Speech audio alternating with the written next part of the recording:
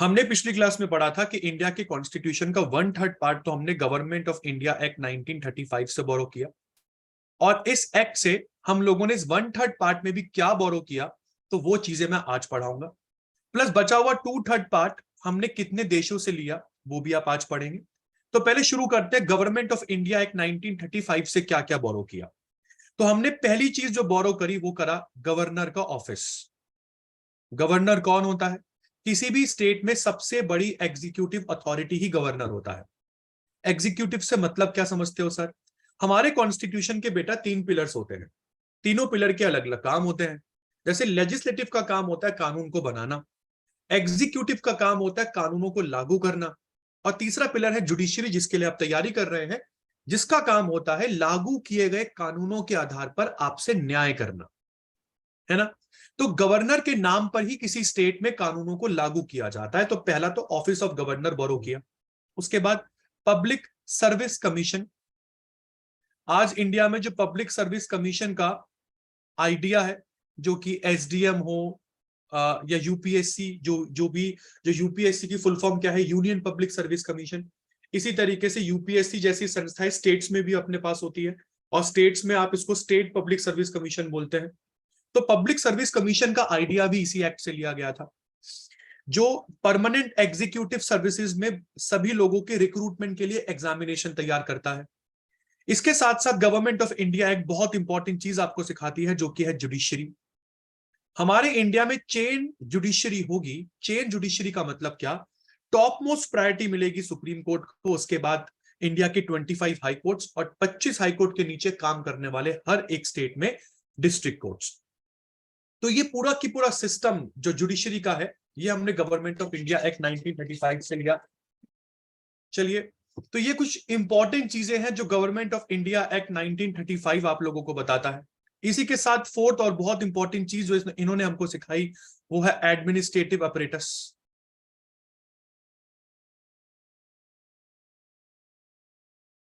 Administrative apparatus, हमारे India में administration को कैसे चलाया जाए ये भी हम लोगों ने इसी एक्ट से सीखा। मतलब अगर आप देखें और बहुत ध्यान से देखें तो आप लोगों को एक चीज पता लगेगी, क्या?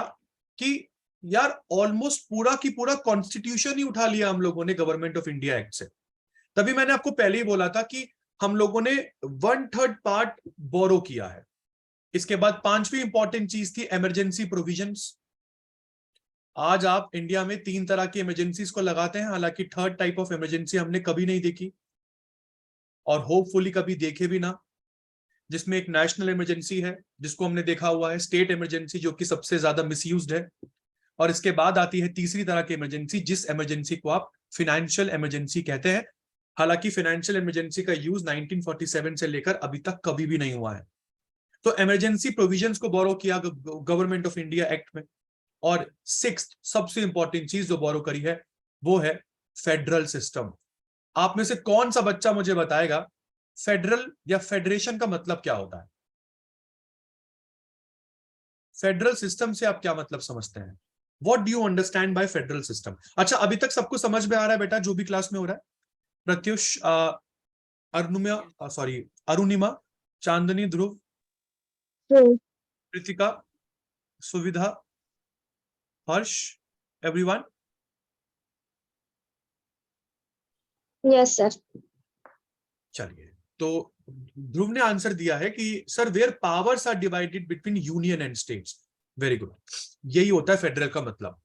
एक्चुअली में फेडरेशन का मतलब क्या होता है या फेडरल सिस्टम क्या होता है? फेडरल सिस्टम का ही मतलब डिवीजन ऑफ पावर है। अगर मैं इसको आम भाषा में और बहुत सिंपल तरीके से बताऊं तो फेडरल सिस्टम का मतलब sir division of power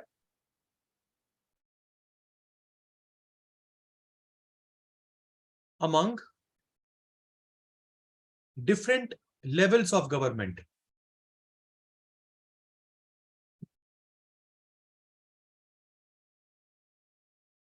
among different levels of government, जैसे स्टेट गवर्नमेंट, सेंट्रल गवर्नमेंट, और इसी के साथ जो अब थर्ड फॉर्म है इसको आप लोग कहते हैं लोकल एडमिनिस्ट्रेशन।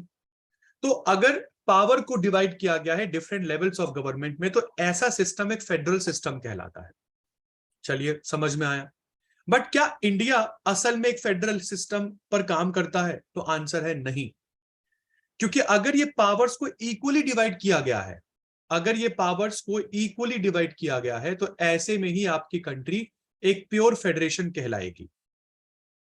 मतलब क्या कहना चाहते हो सर? मैं ये कहना चाहता हूं कि अगर सेंटर और स्टेट के बीच में पावर को इक्वली डिवाइड किया गया है, तो आपकी कंट्री एक प्योर फेडरेशन या आपकी कंट्री एक प्योर फेडरल कंट्री है। एग्जाम्पल में आपके पास अमेरिका है। मगर अगर ये इक्वली डिवाइडेड नहीं है, अगर ये इक्वली डिवाइडेड नहीं है, तो ऐसे में आप अपनी कंट्री को क्वासी फेडरल कहते हैं। सर क्वासी फेडरल सिस्टम क्या होता है? यार क्वासी फेडरल सिस्टम एक सिस्टम होता है जिसमें यूनियन गवर्नमेंट के पास ज्यादा पावर होती है in comparison to state government, और हमारे इंडिया में सेंट्रल गवर्नमेंट ज्यादा पावरफुल है in comparison to state government. इसलिए इंडिया जिस सिस्टम को फॉलो करता है वो क्वासी फेडरल सिस्टम है। इसमें एग्जाम्पल के तौर पर आप कनाडा पढ़ सकते हैं, कनाडा में भी यही काम होता है। इंडिया, इनफैक्ट इंडिया ने ये सिस्टम सीखा ही कनाडा से है कि सर पावर को तो बांट दो ताकि आपकी कंट्री फेडरेशन भी कहलाए, मगर इक्वली मत बांटो। क्योंकि इक्वली बांटोगे तो हो सकता है कि अगर स्टेट गवर्नमेंट सेंट्रल गवर्नमेंट जैसी नहीं हुई, या सपोज करो कि अगर आप मल्टी पार्टी सिस्टम को फॉलो करते हैं तो सेंटर में आने वाली पार्टी अगर स्टेट में भी नहीं आई, तो हो सकता है कि वो स्टेट गवर्नमेंट बगावती हो जाए। तो ऐसे में उसको कंट्रोल कर पाना बड़ा मुश्किल काम हो जाएगा। हमने सोचा यार बात तो सही कह रहे हो आप, शायद इसी वजह से हमने कभी भी पावर को इक्वली डिवाइड नहीं किया। चलिए ये बात तो सर क्लियरली समझ में आती है। अब बात करते हैं हमारे कॉन्स्टिट्यूशन में इंपॉर्टेंट चीजों के बारे में। इसमें पेज क्यों नहीं शो हो रहा?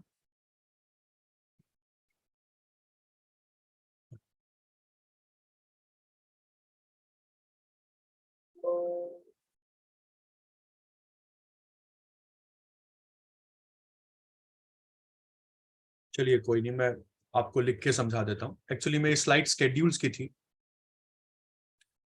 सबसे पहले तो कॉन्स्टिट्यूशन के स्केड्यूल्स के बारे में मैं आपको बता देता हूं कि हमारे कॉन्स्टिट्यूशन को 12 स्केड्यूल्स में बांटा गया है, और हर एक स्केड्यूल की ना एक खास बात है। हर स्केड्यूल में कुछ ना कुछ लिखा हुआ है। जैसे स्केड्यूल नंबर 1 में लिखा हुआ है इंडिया इज अ यूनियन। हम लोग इंडिया को यूनियन बोलते हैं, और इसलिए हम इंडिया को फेडरेशन नहीं बोल रहे हैं। यहाँ पर हम साफ साफ बोलते हैं कि sir India is a union. India is a union of 28 states. Bharat एक 28 राज्यों का संघ है। हालांकि संघ का मतलब इंग्लिश में यूनियन और फेडरेशन दोनों होता है, मगर इंग्लिश में ये दोनों वर्ड्स एक जैसे नहीं होते हैं। फेडरेशन का मतलब इक्वली डिवाइडेड पावर से होता है, और यूनियन का मतलब कुछ और हो जाता है यहाँ पर। क्यों? क्योंकि इंडिया एक यूनियन है, तो इंडिया अपने आप को कभी भी प्योर फेडरेशन कंट्री नहीं बुलाता है। और अगर आपसे पूछा जाए ना कि ये कहां पर लिखा हुआ है, तो आप आंसर देंगे सर हमारे इंडिया के फर्स्ट शेड्यूल में ही ये बात लिखी हुई है कि इंडिया एक प्योर फेडरेशन या एक प्योर फेडरल कंट्री नहीं। इसलिए सर ज्यादा टेंशन वाली तो बात ही नहीं है। चलिए हमने बोला बिल्कुल ठीक बात कर रहे हैं। सेकंड शेड्यूल के बारे में बात करते हैं। सेकंड शेड्यूल क्या बोलता है? मैं आप लोगों को बेस्ट कॉमन लैंग्वेज में पढ़ा रहा हूं ताकि दिक्कत ना आए याद करने में भी। सेकंड शेड्यूल की बात करते हैं तो ये बात करता है हमारे इंडिया में 3 चीजें की। कौन कौन सी 3 चीजें? It mentions about allowances. Second schedule में अलाउंसेस का जिक्र है।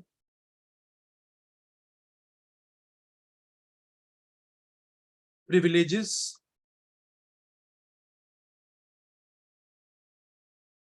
And emoluments given to various officers, given to various officers of Indian polity। मतलब जब आप इंडियन पॉलिटी मेरे साथ पूरा पढ़ेंगे तब आपको समझ में आएगा कि हमारे इंडिया में बड़े सारे ऑफिसर काम करते हैं, जैसे president of India, governor, speaker of Lok Sabha, chairman of Rajya Sabha, इस तरीके सुप्रीम कोर्ट जजेस, हाई कोर्ट जजेस, comptroller and auditor general of India, और तरह तरह के लोग। तो इन सभी लोगों को क्या अलाउंसेस मिलेंगी, क्या प्रिविलेजेस मिलेंगे, क्या एमोलमेंट्स मिलेंगी, इन सभी का जिक्र हमारे इंडिया में सेकंड शेड्यूल करता है। आशा करता हूं ये समझ में आ रहा होगा। तो फर्स्ट और सेकंड शेड्यूल की स्लाइड विजिबल नहीं थी, तो अपन लोगों ने यहां पर लिख दिया। थर्ड शेड्यूल ऑनवर्ड्स आप लोगों के सामने है। थर्ड शेड्यूल क्या बोलता है? थर्ड शेड्यूल बहुत इंपॉर्टेंट है। देखिए, अगर आप इन सभी के बारे में जानते हैं और अगर नहीं भी जानते तो एक एक करके मैं सब चीजें ऑलरेडी आप लोगों को जरूर पढ़ाऊंगा, मगर थर्ड शेड्यूल बताता है कि इन सभी लोगों को मिलने वाला ओथ, ये क्या ओथ पढ़ेंगे और इनको ओथ कौन दिलाएगा। तो मतलब ये ओथ और अफर्मेशन के बारे में बात करता है। अगर हम थर्ड शेड्यूल की बात करते हैं, जैसे कि यूनियन मिनिस्टर्स ऑफ इंडिया के बारे में बात करें तो इनको ओथ दिलाते हैं हमारे भारत के प्रेसिडेंट। मैं केवल आप लोगों को शॉर्ट फॉर्म में समझा रहा हूं। पार्लियामेंट इलेक्शन कैंडिडेट्स, इनको ओथ दिलाते हैं लोकसभा के स्पीकर। मेंबर्स ऑफ पार्लियामेंट, यहां पर आप लोगों के पास जो तरीके वो दो हैं। पहला है प्रोटम स्पीकर, जिसका काम ही केवल ओथ दिलाने का होता है, और प्रोटम स्पीकर के बाद आप स्पीकर के इलेक्शंस को लड़ते हैं। सुप्रीम कोर्ट जजेस, सुप्रीम कोर्ट जजेस को ओथ दिलाते हैं भारत के प्रेसिडेंट, क्योंकि सुप्रीम कोर्ट जजेस को अपॉइंट ही प्रेसिडेंट करते हैं। Comptroller auditor general of India, इनको भी भारत के प्रेसिडेंट ही ओथ दिलाते हैं। स्टेट मिनिस्टर्स को ओथ दिलाते हैं गवर्नर, एंड ऑनवर्ड्स। तो ये सारा की सारा जिक्र आपके पास थर्ड शेड्यूल में है। इसके बाद आते हैं फोर्थ शेड्यूल। अच्छा, एक बहुत इंपॉर्टेंट चीज, हाई कोर्ट्स को कौन ओथ दिलाता है? तो आंसर प्रेसिडेंट ही है। हाई कोर्ट के जजेस को भी ओथ प्रेसिडेंट ही दिलाते हैं। यहां पर आंसर पे गवर्नर टिक मत कर देना।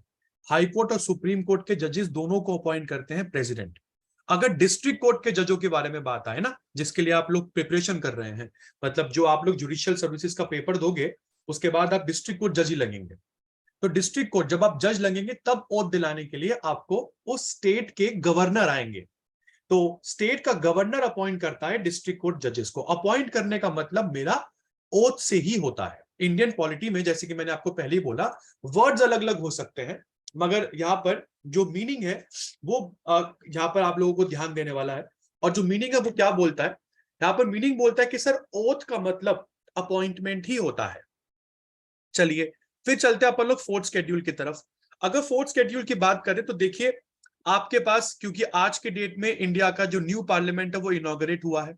अगर आप लोगों ने अभी तक खबरें नहीं देखी है तो प्लीज एक बार देख लो। शानदार पार्लियामेंट बनाई है हम लोगों ने, और मैंने आपको ये कल की क्लास में भी बताया था कि इस पार्लियामेंट में बनने वाली कैपेसिटी बहुत ज्यादा है हमारी जो अभी की पार्लियामेंट है उससे। ये पार्लियामेंट का डिजाइन ट्रायंगुलर है, जबकि पहले की पार्लियामेंट का डिजाइन सर्कुलर था। इस पार्लियामेंट को तकरीबन 60,000 लोगों ने रिकॉर्ड समय में तैयार किया है, जबकि पहले वाली पार्लियामेंट को बनने में 5 साल लगे थे।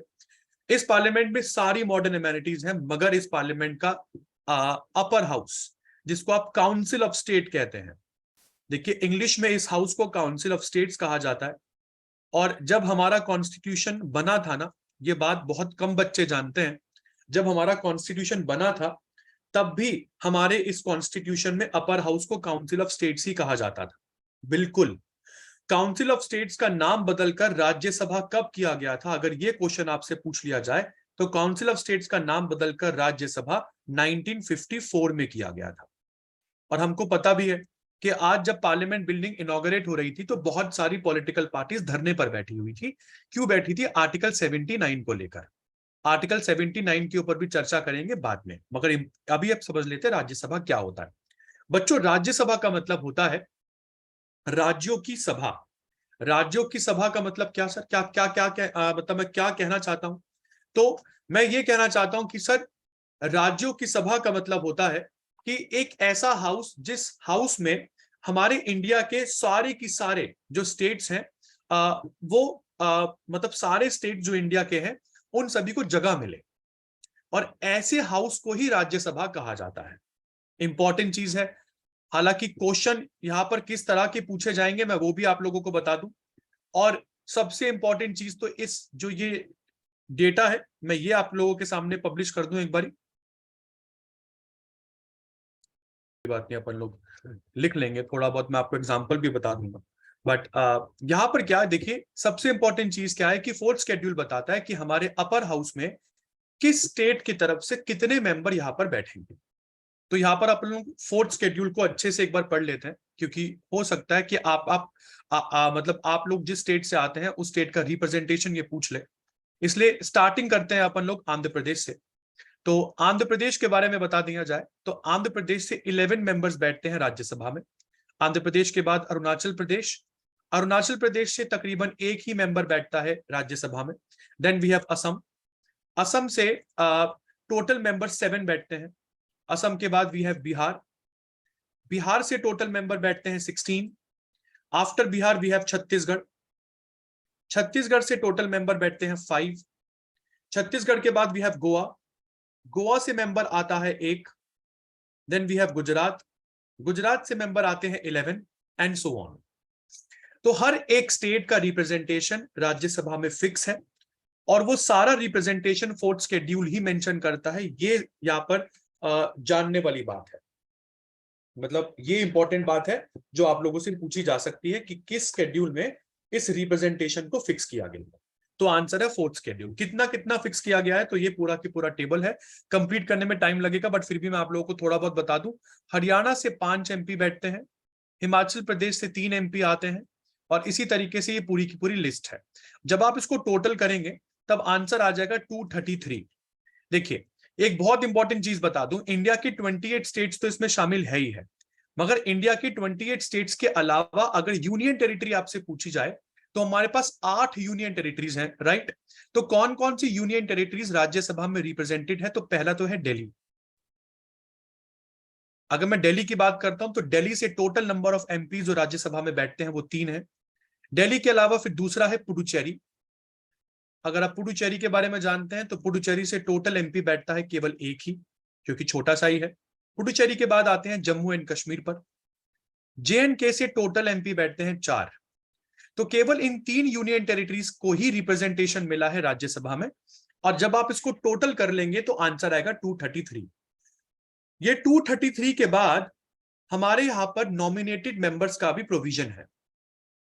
हमारे कॉन्स्टिट्यूशन में अपर हाउस में हमारे जो प्रेसिडेंट है वो कुछ लोगों को नॉमिनेट करते हैं। तो कितने लोगों को नॉमिनेट किया जाता है? 12 लोगों को नॉमिनेट किया जाता है, और ये टोटल फिगर फिर बनती है 245 की। हालांकि नॉमिनेशन के ग्राउंड्स भी है दोस्तों, और कभी के बाद ना आप लोगों से ये भी पूछा जाता है क्या मतलब क्या कहीं पर ऐसा भी लिखा है कि हर ग्राउंड से कम 3 लोग हमारे प्रेसिडेंट को नॉमिनेट करने हैं? तो ऐसा कहीं नहीं लिखा है, प्लीज कंफ्यूज मत होइएगा इस तरह के क्वेश्चंस को देखने के बाद। तो मैं नॉमिनेशन के लिए बता दूं, पहला ग्राउंड है आर्ट, सेकंड ग्राउंड है लिटरेचर, थर्ड ग्राउंड है साइंस, और फोर्थ ग्राउंड है सोशल सर्विस। ये कौन करता है नॉमिनेट? तो आंसर है president of India. President of India nominate करते हैं इन 12 लोगों को हमारे अपर हाउस में इन 4 ग्राउंड्स पर, और कहीं पर भी नहीं लिखा हुआ है कि प्रेसिडेंट ऑफ इंडिया को हर ग्राउंड से कम 3 मेंबर नॉमिनेट करने हैं तो जाकर ये 12 होगा, क्योंकि इस टाइप के क्वेश्चन है यूपीएससी में आपके दिमाग के साथ खेलने के लिए आते हैं। चलिए, तो ये तो बात हुई फोर्थ शेड्यूल की। अब बात करते हैं फिफ्थ शेड्यूल। देखिए फिफ्थ और शेड्यूल नंबर 6 ऑलमोस्ट दोनों एक ही मतलब ऑलमोस्ट दोनों जो बात कर रहे हैं वो ऑलमोस्ट सेम टू सेम है, क्योंकि दोनों ही शेड्यूल में शेड्यूल्ड एरियाज और शेड्यूल्ड ट्राइब्स की बात होती है। जबकि फिफ्थ शेड्यूल बात करता है कि पूरे इंडिया के शेड्यूल्ड एरियाज और शेड्यूल्ड ट्राइब्स उसका एडमिनिस्ट्रेशन कैसे किया जाएगा, और सिक्स शेड्यूल बात करता है केवल इंडिया के 4 स्टेट्स के शेड्यूल्ड एरियाज के बारे में।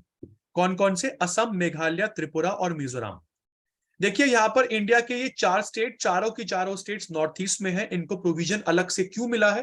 तो एक बहुत सेंसिटिव रीजन है यार। ये कितना सेंसिटिव रीजन है तो ये आप लोगों को पता होना चाहिए कि यहाँ पर एक्सट्रीमिस्ट एक्टिविटीज बहुत ज्यादा है। बहुत सारे लोग इंडिया को ये पार्ट अलग से पोर्ट्रे करते हैं, ये एक्सट्रीमिस्ट लोग, ताकि यहाँ पे रहने वाले लोगों के दिमाग में ये बिठाया जा सके कि इंडियन गवर्नमेंट आपके लिए काम नहीं करती है, या आप लोगों को इंडियन गवर्नमेंट पार्ट नहीं मानती है, एक एक्स्ट्रा पार्ट के रूप में आपसे ट्रीट किया जाता है। और क्योंकि यहाँ पर लेवल ऑफ डेवलपमेंट ब्रिटिश के टाइम से ही बहुत कम था, इसलिए यहां पर ज्यादा फोकस करने के लिए सिक्स्थ शेड्यूल अलग से बनाया जाता है, इन सभी एरियाज के शेड्यूल एरियाज पर फोकस करने के लिए, राइट। सेवेंथ शेड्यूल हम लोगों को क्वासी फेडरल बताता है। जो हम लोगों ने अभी फेडरेशन पढ़ा था ना, ये पूरा की पूरा क्वासी फेडरेशन मतलब हमारे इंडिया में पावर्स तो डिवाइडेड है सर, मगर इक्वल नहीं है। ये कौन बोलता है सर? ये काम बोलता है 7th शेड्यूल, क्योंकि 7th शेड्यूल में ही हमारे पास 3 तरह की लिस्ट है, और इन 3 तरह की लिस्ट में क्या लिखा हुआ है? तो इन 3 तरह की लिस्ट में पावर्स लिखी हुई हैं। जैसे यूनियन लिस्ट में जो भी सब्जेक्ट्स है उन सभी पर लॉ बनाएगी हमारी देश की पार्लियामेंट, स्टेट लिस्ट पर कानून बनाएगी स्टेट की गवर्नमेंट, और कॉन्कोनेंट लिस्ट कॉमन सब्जेक्ट्स होते हैं। कुछ कॉमन सब्जेक्ट्स होते हैं जिन पर ये दोनों लॉ बना सकते हैं, मगर यहां पर एक प्रोविजन और है, अगर इस कॉमन सब्जेक्ट पर पहले या बाद में पार्लियामेंट ने लॉ बना दिया है तो पार्लियामेंट का लॉ ही माना जाएगा। मैं दोनों कंडीशंस बता रहा हूं। अगर तो पार्लियामेंट ने पहले लॉ बना दिया तो भी पार्लियामेंट का लॉ माना जाएगा, और अगर पार्लियामेंट बाद में लॉ बनाती है तो भी पार्लियामेंट का लॉ ही माना जाएगा। तो यहां पर किसी भी तरह की कॉन्फ्लिक्ट की स्थिति में पार्लियामेंट का ही लॉ माना जाएगा। चलिए, उसके बाद आपके पास आता है शेड्यूल नंबर 8। बहुत इंपॉर्टेंट है, और ये कितना इंपॉर्टेंट है तो मैं आप लोगों को बता दूं। अच्छा, आप में से कोई बच्चा मुझे ये बता सकता है, क्योंकि शेड्यूल नंबर 8 मेंशन करता है हमारे इंडिया में ऑफिशियल लैंग्वेजेस जो आज की डेट में 22 है, राइट? 22 लैंग्वेजेस आपके सामने भी है। ओरिजिनली कितनी थी ये? मतलब ओरिजिनली शेड्यूल नंबर 8 में हमारे पास कितनी लैंग्वेजेस थी? आज की डेट में तो 22 है, बट ओरिजिनली कितनी थी? एनीवन? एक आंसर आया है ध्रुव का, सर 18 थी। हाँ, प्रत्युष बोल रहे हैं सर 16 थी। नहीं बेटा, 16 भी नहीं थी। 16 भी नहीं थी, नहीं 15 भी नहीं थी बेटा। ओरिजिनली इसमें लैंग्वेज थी 14। ओरिजिनली 14 लैंग्वेजेस इसमें थी। इसका मतलब आज की डेट में अगर 22 लैंग्वेजेस हैं तो सर हमने 8 लैंग्वेजेस को जोड़ा है। और ये मैंने आपको कल ही बता दिया था कि जब भी कॉन्स्टिट्यूशन में चेंज होता है तो उस प्रक्रिया को अमेंडमेंट कहा जाता है, राइट? और जब भी हम लोग अमेंडमेंट करते हैं ना तो उस अमेंडमेंट का नंबर डाल देते हैं एक, जैसे first amendment, second amendment, third amendment, और उसके साथ उसका साल लिख देते हैं। तो आइए बात करते हैं किस किस लैंग्वेज को कब कब जोड़ा गया था। इस स्केड्यूल में सबसे पहला अमेंडमेंट 1967 में होता है। मैं अलग से पेन यहां पर यूज करूंगा। अगर आप सिंधी लैंग्वेज को देख पा रहे हैं तो ये लैंग्वेज 1967 में जोड़ी गई थी with the help of 21st amendment. 21st amendment के जरिए केवल एक लैंग्वेज जोड़ी गई थी जिसका नाम था सिंधी। उसके बाद दोबारा 1992 में दोबारा अमेंडमेंट होता है। अपन लोग ग्रीन पेन यूज कर लेते हैं। और 1992 में कौन कौन सी लैंग्वेज जोड़ी गई तो मैं आपको बता दूं। कोंकणी, मणिपुरी एंड नेपाली।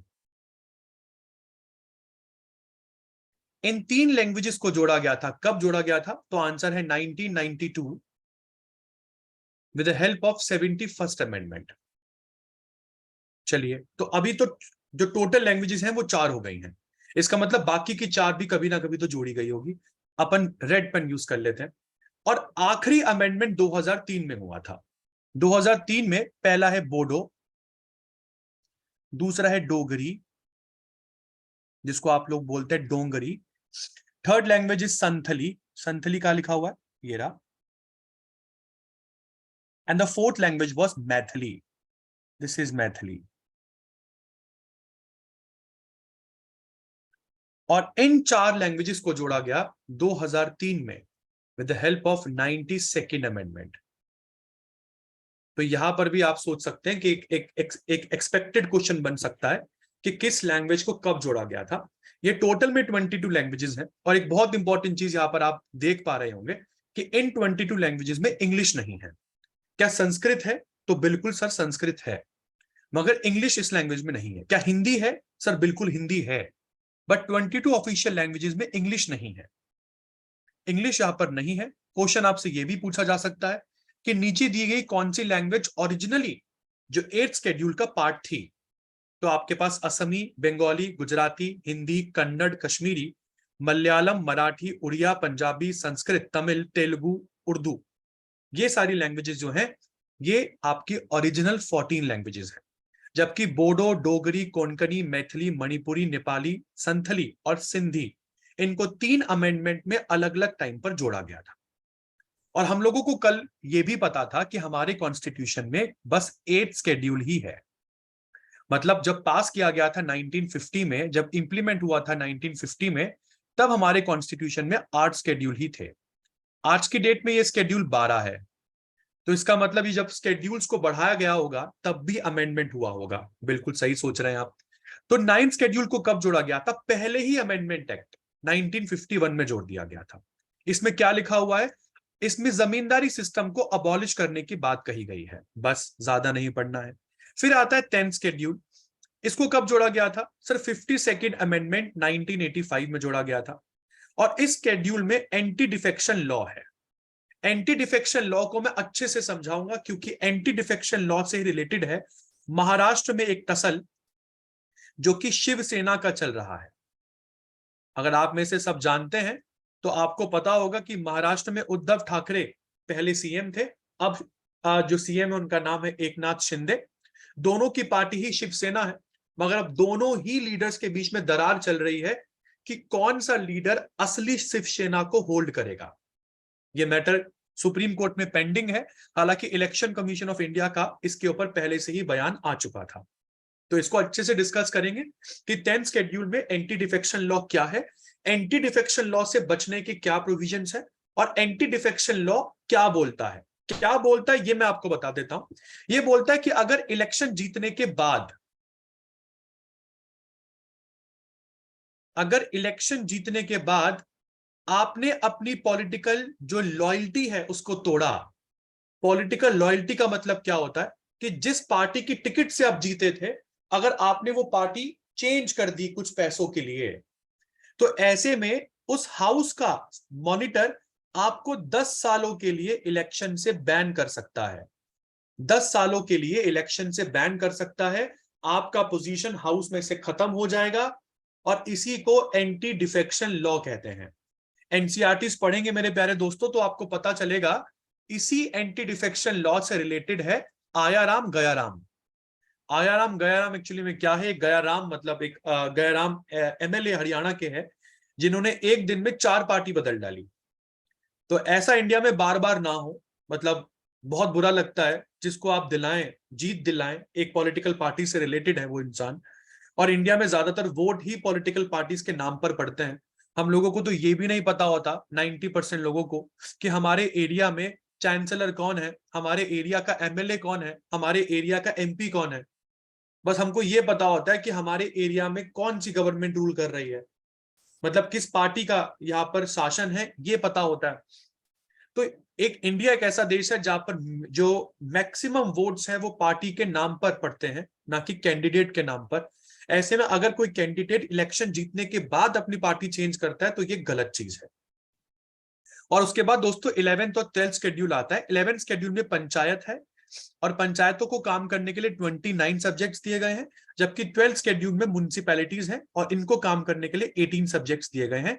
दोनों को कब जोड़ा गया था? तो 73rd अमेंडमेंट, 74th अमेंडमेंट, साल दोनों के सेम है 1992।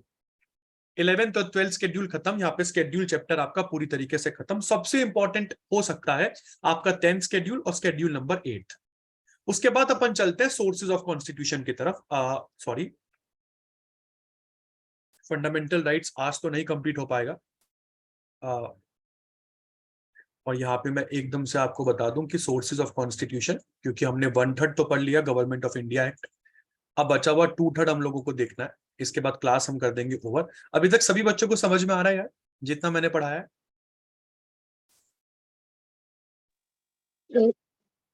Yes sir.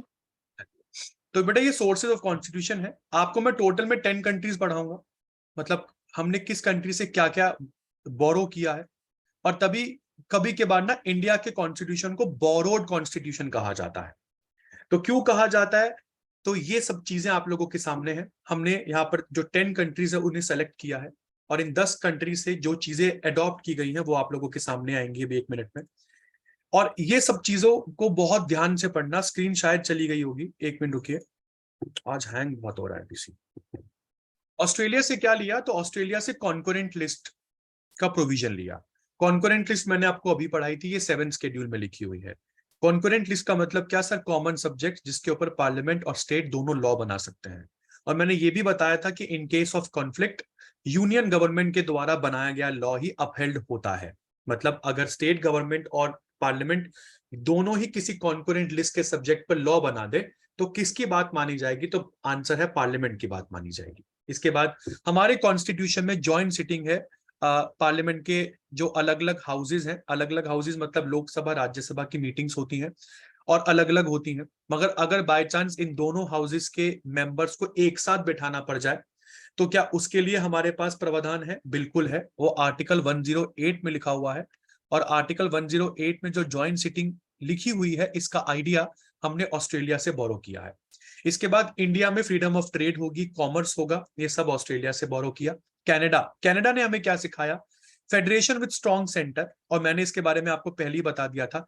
इसी सिस्टम को क्वासी फेडरल कहा जाता है, मतलब जिसमें सेंट्रल गवर्नमेंट ज्यादा पावरफुल हो in comparison to state government. उसके बाद रेजिडुअरी पावर सेंटर के पास रहेंगी। अब आंसर मतलब दिमाग में जरूर क्वेश्चन बनेगा, रेजिडुअरी पावर्स क्या होती हैं? तो मैं आपको बता दूं, ये वो पावर्स होती हैं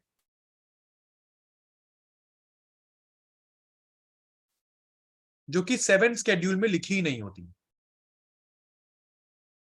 वैसे तो 7 शेड्यूल में सारी पावर्स को 3 तरह के लिस्ट में बांटा गया है, मतलब union list, state list, concurrent list, but फिर भी कुछ ऐसे सब्जेक्ट बच जाते हैं जो कहीं नहीं लिखे जाते, और ऐसे सब्जेक्ट को ही रेजिडुअरी पावर्स कहा जाता है। इसके बाद हमारे जो गवर्नर्स होते हैं स्टेट के, उनको अपॉइंट कौन करती है? सेंट्रल गवर्नमेंट करती है, ये भी कनाडा से सीखा। और सुप्रीम कोर्ट की एडवाइजरी जुरिस्डिक्शन, इसका आर्टिकल लिख लीजिए, तो आर्टिकल 143 है, और इस आर्टिकल 143 को समझाऊंगा जब मैं प्रेसिडेंट पढ़ाऊंगा। ये एक शॉर्ट समरी आप लोगों की बनवा रहा हूं। उसके बाद आता है आयरलैंड। आयरलैंड से हम लोगों ने लिया directive principles of state policy, जो कि आर्टिकल नंबर 36 से 51 के बीच में है। ठीक है, directive principles of state policy क्या है? तो बेटा आपको बता दूं, ये एक्चुअली में वो प्रिंसिपल्स हैं जो एक स्टेट को फॉलो करने चाहिए। ये वो प्रिंसिपल्स हैं जो एक स्टेट को फॉलो करने चाहिए। इसके बाद हमारे प्रेसिडेंट का इलेक्शन कैसे होता है, उसका मेथड हमने आयरलैंड से सीखा। फिर आता है जापान। जापान से सीखा हमने प्रोसीजर स्टैब्लिश्ड बाय लॉ, मतलब जापान ने हमको सिखाया कि सर जब भी लॉ बनाओ ना, सारी चीजें लॉ में ही लिख दो, कुछ अलग वलग मत लिखो। आप लॉ में ही बता दो कि जो तोड़ने वाले इंसानों के साथ क्या होगा, आप लॉ में ही बता दो सारी चीजें, तो सही रहेगा। हमने कहा ये बात आप सही कह रहे हैं। उसके बाद आता है आपका सोवियत यूनियन, जो आज की डेट में रशिया है। इससे लिया हमने फंडामेंटल ड्यूटीज। आज की डेट में ये 11 ड्यूटीज है, और किस आर्टिकल में है? तो आर्टिकल नंबर 51 कैपिटल ए में फंडामेंटल ड्यूटीज का जिक्र है। इसके बारे में भी अच्छे से बात करेंगे। प्लस हमारी प्रियम्बल में जो 3 शब्द लिखे हुए हैं, जस्टिस जिसका मतलब 3 है, सोशल, इकोनॉमिक और पॉलिटिकल जस्टिस। हमारे प्रियम्बल में मेंशन होने वाला शब्द जस्टिस, ये हम लोगों ने रशिया से बोरो किया है। इसके बाद 6 कंट्री है आपके पास, यूके, जिसने हमारे ऊपर 250 सालों तक शासन किया। इनसे हमने पार्लियामेंट्री सिस्टम सीखा है। पार्लियामेंट्री सिस्टम में क्या होता है? पार्लियामेंट्री सिस्टम में ही कैबिनेट सिस्टम होता है। इसमें प्रेरोगेटिव रिट्स होती हैं। ये रिट पावर आप मेरे साथ आर्टिकल नंबर 32 और आर्टिकल नंबर 226 में पढ़ेंगे, जब मैं सुप्रीम कोर्ट और हाई कोर्ट आप लोगों को पढ़ाऊंगा। इसी के साथ पार्लियामेंट्री सिस्टम में बाई कैमरलिज्म भी होता है, मतलब अपर हाउस और लोअर हाउस, इस तरीके से, और रूल ऑफ लॉ भी होता है। प्लस लेजिस्लेटिव प्रोसीजर भी होता है। लेजिस्लेटिव प्रोसीजर का मतलब होता है लॉ मेकिंग प्रोसेस, मतलब सिंपल लैंग्वेज में आप लोगों को बताऊं, लॉ मेकिंग प्रोसेस। हमको पता है कि कैसे बनता है लॉ। सर आज की डेट में पॉल साइंस में लॉ को लॉ नहीं बोलते हैं, हम पॉल साइंस में लॉ को बोलते हैं एक्ट। और अगर आप एक्ट नहीं बना पाए तो वो बिल होता है। तो इस बिल को पार्लियामेंट में पेश किया जाता है, पार्लियामेंट के दोनों हाउस पास करते हैं तो प्रेसिडेंट के पास जाता है, प्रेसिडेंट साइन करते हैं तो ये एक्ट बनता है। इसी प्रोसेस को लेजिस्लेटिव प्रोसीजर कहा जाता है। चलिए, इसी के साथ पूरी कंट्री में सिंगल सिटीजनशिप होगी, ये हम लोगों ने यूके से सीखा। पार्लियामेंट्री प्रिविलेजेस, मतलब अपना बीइंग अ एमपी आपके पास क्या क्या प्रिविलेजेस है, ये सब हम लोगों ने यूके से सीखी है। प्लस अमेरिका की बात कर लेते हैं बेटा। तो अमेरिका से सीखा फंडामेंटल राइट्स, जो कि आर्टिकल नंबर 12 से लेकर आर्टिकल नंबर 35 के बीच में लिखे हुए हैं। ये फंडामेंटल राइट्स के ऊपर अच्छे से डिस्कशन करेंगे। इंडिपेंडेंस ऑफ जुडिशरी, मतलब हमारे इंडिया में जुडिशरी किसी के कंट्रोल में नहीं आती है, मैंने आपको पहले ही बता दिया था। और जुडिशियल रिव्यू, ये हम लोगों ने कल की क्लास में पढ़ा था, बट आर्टिकल लिखा था, आज भी आर्टिकल ही लिखेंगे, आर्टिकल नंबर 13। जुडिशियल रिव्यू क्या होता है, इसको फंडामेंटल राइट्स पढ़ते समय अच्छे से समझेंगे। एक मस्त शब्द आप देख रहे हैं, इंपीचमेंट। इंपीचमेंट का मतलब ही रिमूवल होता है। किसका रिमूवल? तो आपको बता दूं, अगर इंपीचमेंट लिखा है ना, तो इंपीचमेंट का मतलब ही होता है रिमूवल ऑफ प्रेसिडेंट। इंपीचमेंट का मतलब ही रिमूवल ऑफ प्रेसिडेंट होता है, और कुछ नहीं। तो घबराइएगा मत, इंपीचमेंट का मतलब, इंपीचमेंट शब्द और किसी के लिए यूज नहीं होता है, इंपीचमेंट का मतलब ही रिमूवल ऑफ प्रेसिडेंट होता है। और कौन से आर्टिकल में लिखा हुआ है? तो आर्टिकल नंबर 61 में लिखा हुआ है। जैसे कि मैंने बोला कि मैं एक शॉर्ट समरी बनवा रहा हूं, हो सकता है आने वाले क्वेश्चंस पॉलिटी से सब इसी में से आ जाए, बट ऐसा होता कम ही है, इसलिए आपको पूरी पॉलिटी पढ़नी जरूरी है। रिमूवल ऑफ सुप्रीम कोर्ट और हाई कोर्ट जजेस, ये हम लोगों ने अमेरिका से सीखा। और वाइस प्रेसिडेंट की पोस्ट जो इंडिया में आज है, ये अमेरिका की वजह से ही है। उसके बाद आता है जर्मनी। जर्मनी से हम लोगों ने सीखा, जब इमरजेंसी लगती है, खासकर कि कब, कौन सी इमरजेंसी? आर्टिकल 352 वाली। आर्टिकल 352 में कौन सी इमरजेंसी है? तो आंसर है नेशनल इमरजेंसी। जब पूरी कंट्री में नेशनल इमरजेंसी लगती है, तो उस टाइम पर आप लोगों से आपके फंडामेंटल राइट्स को वापस ले लिया जाता है। ये किस कंट्री ने सिखाया हमें? तो नाम है जर्मनी। उसके बाद आते हैं साउथ अफ्रीका से। साउथ अफ्रीका ने हम लोगों को बताया कि इंडिया के कॉन्स्टिट्यूशन, मतलब सॉरी, साउथ अफ्रीका ने हम लोगों को बताया कि कॉन्स्टिट्यूशन में अमेंडमेंट कैसे करते हैं, और वो प्रोसेस आर्टिकल 368 में हमारे पास लिखा हुआ है। प्लस साउथ अफ्रीका ने ही सिखाया राज्यसभा में इलेक्शन का मेथड क्या है ना, राज्यसभा में मेंबर्स को कैसे इलेक्ट किया जाता है, ये भी हमको साउथ अफ्रीका ने ही सिखाया। प्लस बात करते हैं फ्रांस और लास्ट की। तो हम लोगों ने कल बेटा पढ़ा था रिपब्लिक और डेमोक्रेटिक में फर्क। तो ये रिपब्लिक, आज जो हम इंडिया को बोलते हैं ना कि इंडिया एक रिपब्लिक है, रिपब्लिक का मतलब क्या है, ये फ्रांस ने हमें सिखाया। प्लस हमारे प्रियम्बल में 3 शब्द, लिबर्टी, इक्वालिटी, फ्रेटर्निटी, जो लिखा हुआ है, आज ये फ्रांस की मदद से ही लिखा हुआ है, क्योंकि फ्रांस में कभी 1789 में एक रेवोल्यूशन चला था, जिसको फ्रेंच रेवोल्यूशन कहते हैं। और फ्रेंच रेवोल्यूशन में फ्रांस में मोनार्की को हटाकर रिपब्लिकन सिस्टम को लाया गया था वहां के सिटीजन्स के द्वारा। फ्रेंच रेवोल्यूशन के जो 3 शब्द थे वो यही थे, लिबर्टी, इक्वालिटी, फ्रेटर्निटी। और आज ये तीनों शब्द हमारे प्रियम्बल में भी एज इट इज लिखे हुए हैं। तो बच्चों यहां पर हो जाती है क्लास खत्म। एक बार जल्दी से रिकैप कर लेते हैं कि अपन लोगों ने क्या क्या पढ़ा। ध्रुव बोल रहे हैं sir, rights guaranteed under article 20 and 21 are not suspended. Yes बेटा, बिल्कुल नहीं होते हैं, बट 20-21 एब्सोल्यूट राइट नहीं है। जनरली 20 क्या है और 21 क्या है, तो उसमें से एक आर्टिकल तो ये है कि अगर आप बाय चांस, अगर आपको कोई पकड़ लेता है, मतलब एक तो है अपना इसका right to life and personal liberty. और अगर मैं आर्टिकल 20 की बात करता हूं, तो आपके पास है इन सर्टेन सर्कमस्टांसेस, आपके पास कुछ राइट्स होते हैं जिसमें आप बच सकते हैं। वो बिल्कुल आर्टिकल 20 और 21 को जो है, मतलब हटाया नहीं जाता है फंडामेंटल, सॉरी, इमरजेंसी के दौरान भी। बिल्कुल सही बात कर रहे हैं आप, मगर ये क्या है, ये फंडामेंटल राइट्स में पढ़ेंगे आप। क्योंकि 21, मैंने क्या बोला, मैंने ये बोला कि फंडामेंटल राइट्स को सस्पेंड कर दिया जाता है ना, मैंने ये नहीं बोला सारे फंडामेंटल राइट्स सस्पेंड हो जाते हैं। बहुत इंपॉर्टेंट चीज है, क्यों फंडामेंटल राइट्स पहली बात तो सस्पेंड ही नहीं होते अंडर एनी कंडीशन, मगर केवल एक कंडीशन ऐसी है जिसमें आपके फंडामेंटल राइट्स आपसे वापस ले लिए जाते हैं। और वो जर्मनी ने हमको सिखाया कि सर नेशनल इमरजेंसी जब लगे ना, तब खास करके इनको वापस ले लो, क्योंकि हमारे पास ना आर्टिकल नंबर 19 भी है। आर्टिकल 19 इंडिया में प्रेस को फ्रीडम देता है ना, प्रेस की फ्रीडम और बहुत सारी फ्रीडम।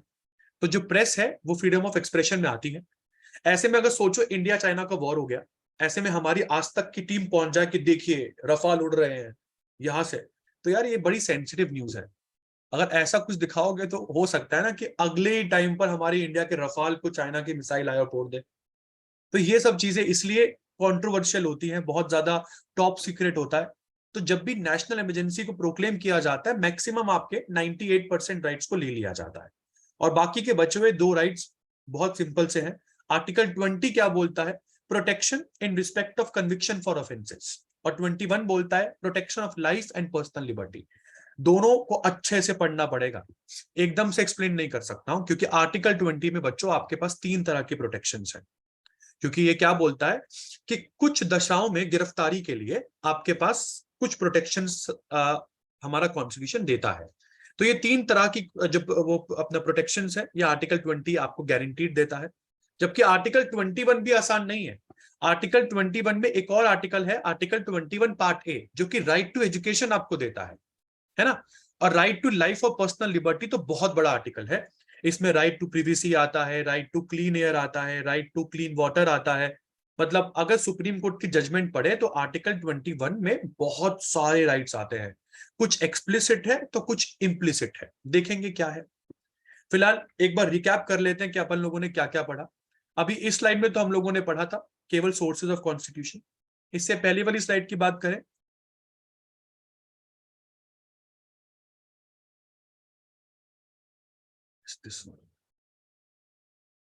तो इसमें आप लोगों ने मेरे साथ फेडरल सिस्टम के बारे में पढ़ा, गवर्नमेंट ऑफ इंडिया एक्ट से क्या क्या बोरो किया, वो सब चीजें देखी।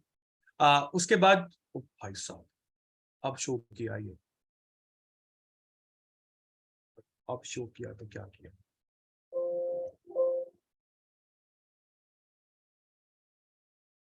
हाँ जी। तो उसके बाद फर्स्ट और सेकंड शेड्यूल के बारे में देखा।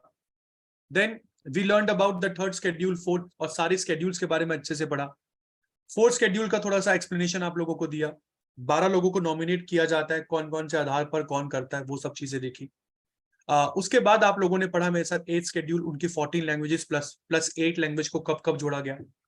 Then we have 9th 10th 11th and 12th schedule. और उसके बाद आप लोग मेरे साथ डायरेक्टली जंप कर गए थे सोर्सेज वाले चैप्टर पर। बट उसके बाद नेक्स्ट टॉपिक जो हमारा रहेगा वो फंडामेंटल राइट्स रहेगा, जो कि हम लोग कल पढ़ाएंगे। जो पॉलिटी की कल तीसरी क्लास होगी, उसमें आप लोग मेरे साथ फंडामेंटल राइट्स पढ़ेंगे। फंडामेंटल राइट्स बड़े हैं, हो सकता है कल में कंप्लीट ना हो। ठीक है बेटा, तो आपसे गुजारिश है कि प्लीज कल भी 5:30 बजे लाइव हो जाइएगा। हो सकता है कल 5 बजे ही क्लास हो जाए, क्योंकि आधा घंटा पहले नोटिफिकेशन डालना होता है हम लोगों को।